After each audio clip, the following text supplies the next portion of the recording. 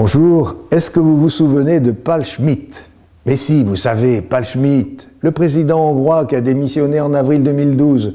L'info ne vous a pas marqué? Bien, alors parlons de Christian Wulff, président également, allemand cette fois-ci, mais tout aussi démissionnaire, et ce, la même année que son homologue hongrois.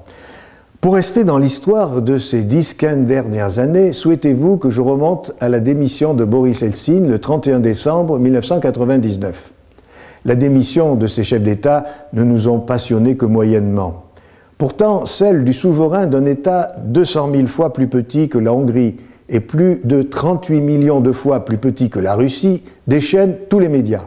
Plus de 200 articles sont parus dans les journaux français uniquement pendant les 4 jours qui ont suivi la renonciation du pape Benoît XVI. Cela alors qu'on entend dire que l'Église n'intéresse plus personne, que c'est comme si elle n'existait plus, que ce qu'elle dit ne compte plus que pour quelques ringards attardés. À l'heure où le pape Benoît XVI fait ses adieux et révèle à ceux qui en doutaient sa profonde humanité, j'aimerais revenir sur les jours qui ont suivi l'annonce de sa renonciation.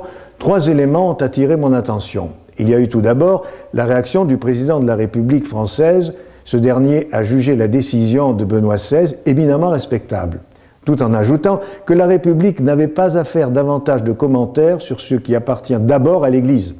Paradoxalement, un peu plus tard, le président a jugé opportun de justement faire davantage de commentaires sur ce qui appartient d'abord à l'Église en déclarant que la France ne présenterait pas de candidat. François Hollande serait-il si mal informé? Bien sûr que non, il feint seulement d'ignorer que la France compte 9 cardinaux. Certes, ce ne sont pas à proprement parler des candidats, mais des papes potentiels. Le deuxième élément que j'ai noté, c'est que tout est bon pour faire de l'argent.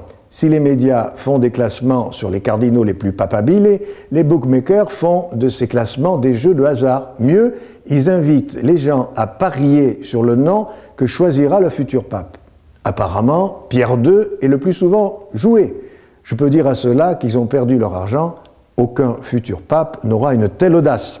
Enfin, il y a les titres des articles de journaux concernant cet événement qui m'ont appris plusieurs choses. Les titres comme « 6 Français sur 10 approuvent Benoît XVI »,« Les Français veulent un réformateur »,« Le souverain pontife dont rêvent les Français » montrent que l'Église n'indiffère pas les Français, contrairement à ce qu'il est bon ton de proclamer. Récemment, Libération tirait sa une « Dieu, démission ». Ma logique me dit que si l'on réclame la démission de quelqu'un, c'est qu'on reconnaît qu'il existe. Je salue donc ce témoignage de foi. À bientôt.